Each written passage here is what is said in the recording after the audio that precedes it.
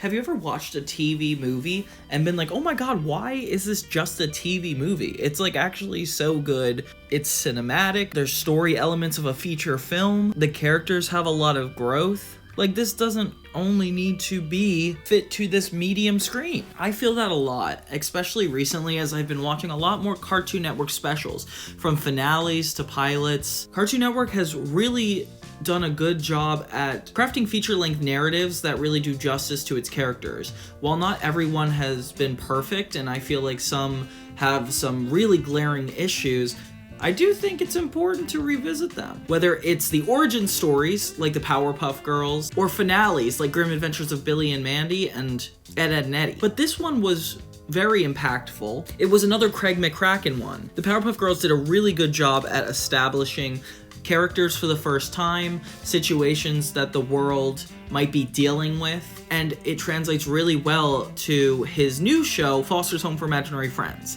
I know it sounds funny because I'm saying new when really it went on for 6 seasons, like literally 10 years ago, but every franchise starts somewhere, and the same way the Powerpuff Girls started with a feature-length pilot, essentially Foster's Home copied this. We talked a little bit about the commercial failure of the Powerpuff Girls, but we're not really going to get into it super much, but it definitely explains probably why this pilot of Foster's Home for Imaginary Friends was a feature-length episode, but didn't get the feature treatment, especially not getting put in theaters. And this one is, I was gonna put this in the pilots video I made for Cartoon Network, but I feel like it just didn't do it justice. Like, this wasn't just a pilot, this is a full-length, like, really good movie. I sometimes would even think that it got better than the Powerpuff Girls. But hey, let's not get too into it. Without further ado, this is Johnny 2000, and let's break out some more 2000s nostalgia. What's up, everybody? It's Johnny 2000. So we're going to be talking today about House of Blues, which is the official pilot for Foster's Home for Imaginary Friends. About 80 minutes in length, it's split up into 3 24-minute episodes to kind of fit the broadcast time and be normal episodes of the show. So instead of starting at episode 1 of Foster's Home for Imaginary Friends, we essentially get 3 episodes, and they did a movie, so it seems like from a business standpoint, these guys are all satisfied. There's a lot going on in this, so let's break it down. We see Bloo and Mac being attacked by a dark shadow that turns out to be Francis, Mac's brother. He runs around the house chasing him, and it gives me a lot of Fairly OddParents vibes, like how Vicky was with Timmy Turner. This was kind of the same relationship. This kid literally takes Mac and his imaginary friend and swings them across the room. Like, this guy is so abusive in a way that I've never seen in a kid's TV show. Like, Francis is diabolical. He also kind of reminds me of Roderick from Diary of a Wimpy Kid, if anybody has seen that. Like, I could totally see this being a Diary of a Wimpy Kid world. The mom comes in and she's actually angry at Mac and Bloo for getting bullied, but then it turns out that the mom actually is fair and she calls out Francis on him. And I expect him to act like the oldest and set a good example by telling the truth. Ha! But Mommy, I was telling— Terrence, you expect me to believe that a 13-year-old boy was overpowered by an 8-year-old and his cute little imaginary friend? So we respect this woman. It's interesting that they never show us her face. Like, we've seen so many characters throughout this entire series, and we never saw Mac's mom's face. Not that I want to, I'm just saying. Mac's mom tells Mac that they need to talk, and Bloo overhears as Mac's mom explains why he needs to let go of having an imaginary friend. Like, he's becoming too old for this. It's kind of like a metaphor for, like, growing up and needing to let go of things. Some of the most generic plots, in a good way, though. I love how seriously it's taken. Like, the emotion is so real. And somebody telling their son they need to let go of their best friend, like, that would have been my worst nightmare at that age. Oh, it's so sad immediately. We get a little funny sequence where little Bloo is watching TV and everybody's talking about abandonment, and he's like, well, I guess this is my life. He sees a commercial, though, about Foster's Home, an imaginary friend palace where all the imaginary friends that get left behind live, kind of like an orphanage for friends. I don't know if that's like a proper way to say it, though. Mac and Bloo decide they want to check out the place, and they're greeted by Mr. Herriman, this large butler-like rabbit. The head of business affairs at this facility, and am in no way a butler or any other member of the service trade. The fact that Bloo knows he's about to be abandoned So he's asking Mac to take him to a new shelter to live is a really dark concept for a kid's show. I don't know if you guys have heard, but they're doing a spin-off show, like a preschool track show with Craig McCracken and the creator of the show, and I wonder if they're gonna bring this up. So Mr. Herriman thinks that the boys are there for a tour, so he has Miss Frances come take them on one. She comes down like a maid. She's kind of like the older sister to the main cast already, and it feels like that kind of dynamic immediately, because she just takes care of the house, and she seems to really enjoy what she does. I don't know, she's a really respectable character, and I guess we kind of feel it like right off the bat. Like, we definitely like Miss Frances. Wilt takes Mac and Bloo on the whole tour of the place, and it's just a lot of comedic sequences, but like also funny realities that there are so many different unique rooms that encapsulate like thousands of different personalities. I don't know, it's kind of sweet to think that this is a representation of like, oh, the weirdest and most unique people all exist under the same house, and these unique rooms that is almost like a community of people that are inherently very different from each other. And I like how we're still talking about Madame Foster, like this really powerful woman that is so powerful we never even get to see her, and yet she decides what goes on in the house. It's her home. She makes the rules. Like, it's just godlike figure. Throughout the tour, we get to know a little bit more about Madame Foster. Like, the music is so cute for this. I don't mind it going on for like 3 full minutes, and the montage is interesting enough that we're like really getting a vibe for the whole house. Wilt mentions that there's also some really bad imagined friends, and we meet Duchess, a really stubborn, elderly woman type person. I don't even know what her personality is. She's ugly. She's evil. She is indeed. We see a glimpse of a scary purple monster that continues to come out, but it's too shy to approach them until one of the dangerous imaginary friends actually threatens Mac's life and picks him up from the ground. But this monster comes in to save him, and his name's Eduardo.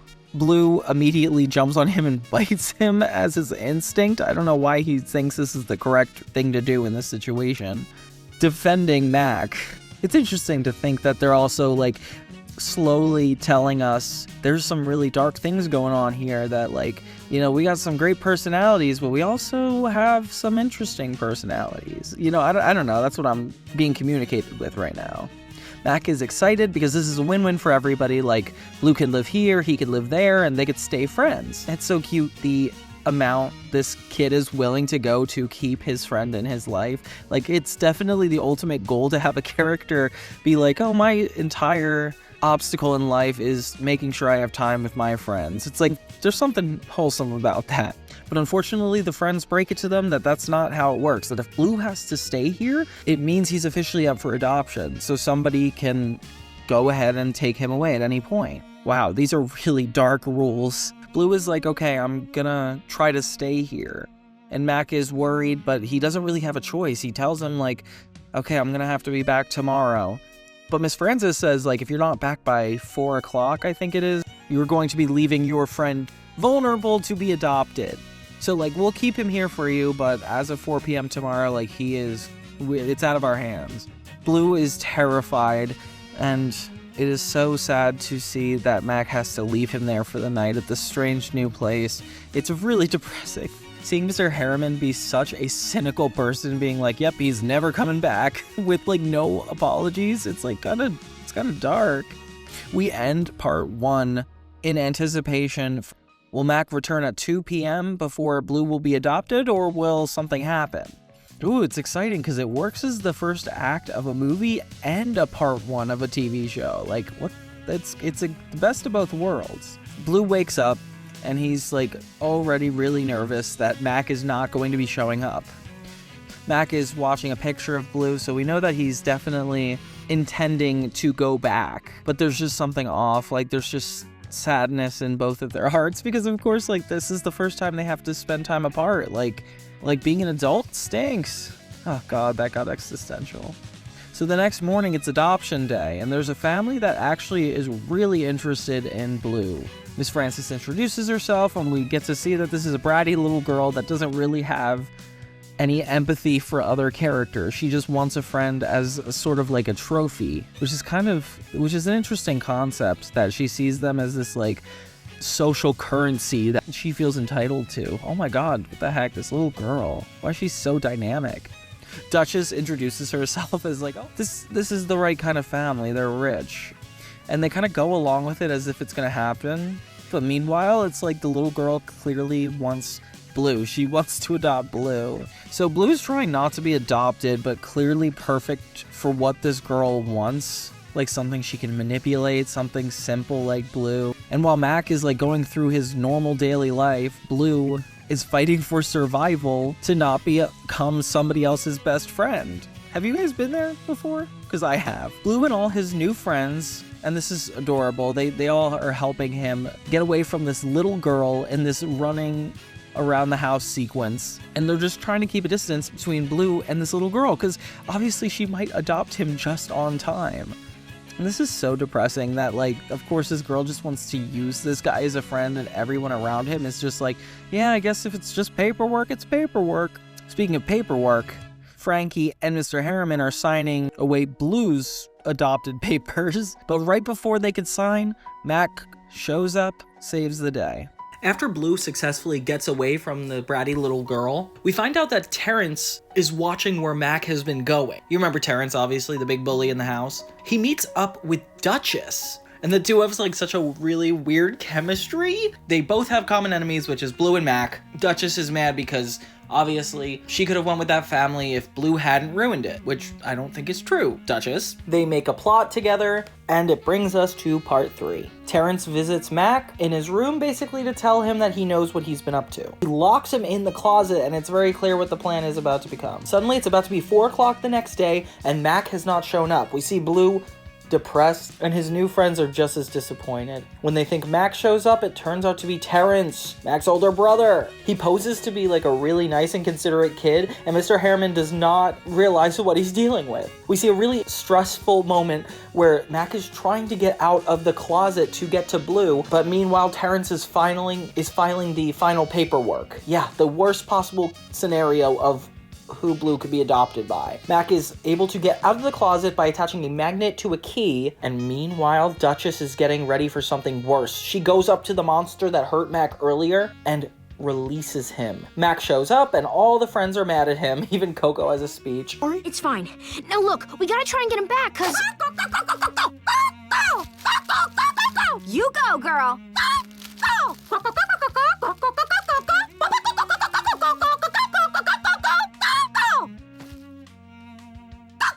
And he explains what happened. Mr. Herriman doesn't believe him, but tries to warn them about Terrence's plan. They show up at this junkyard where Terrence brings Bloo hostage, and Duchess reveals her plan to get rid of him. There's a funny dialogue between Terrence and Bloo, and this show is just so impressive with its dialogue writing. I said it during the Powerpuff Girls, but like the awkward, like quick, short phrases, it's really good. If everyone is saying Bloo-hoo, that means they're crying, right? That means they obviously remember me, so I won't be forgotten.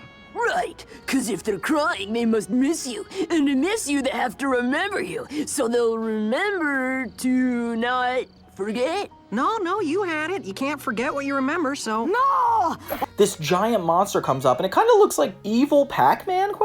And it begins to try to devour Bloo. Bloo runs away around the yard, but his friends all show up just in time with a unicorn. I mean, I guess it's important because it's like we want to embrace the imaginary friends, and of course most would be unicorns. But things take a turn when the monster goes after everyone. Mac finds a way to defeat him by taking all of his legs and trapping them, all the bombs of his legs, and trapping them in Coco's eggs. This montage is really fun because it's an action sequence in a more comedic-based show. Like, it made sense in Powerpuff Girls, but here it's just like there's a lot of chase scenes, there's a lot of comedic moments, and it really draws back to the setup of the story, which I'm so happy they are very serious about how this goes. We get to see everybody's unique ability, like Eduardo's ability to be super friendly, Wilt's ability to use basketball that was all introduced in the first part of this 3-part episode. And we get to see a little bit more of everybody, all while doing it in a really fun way. Even Duchess and Terrence have some funny dialogue as they're watching on the sidelines like a football game.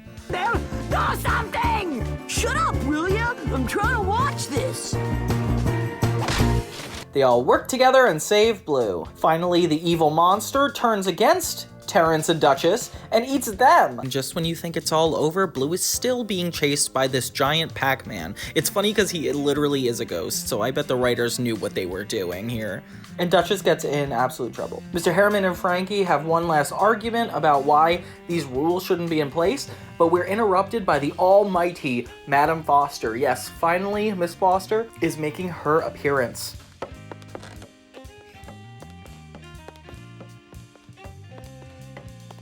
And it's very powerful because she uses her one and only moment to give permission to Bloo and Mac that Bloo could live there and Mac could come visit him, which is all they've ever wanted. And of course, Madame Foster is super short, just like the mayor. For some reason, Craig McCracken thinks that the almighty people need to be short. I don't know why that's necessary, but I like it. And we calm the climax with one last funny bit of dialogue. Oh, okay. What? Okay. Okay, what? It's okay. You mean, yeah. Really? Sure, you're kidding. No, he can, yeah. And I won't be? Nah. Really? Yes. How many times do I have to say it? And finally, this 3-part episode comes to a close. We have Terrence and Duchess taken down. The evil bratty girl doesn't get away with Bloo, and Mac is finally able to juggle friendship and his adult responsibilities responsibly.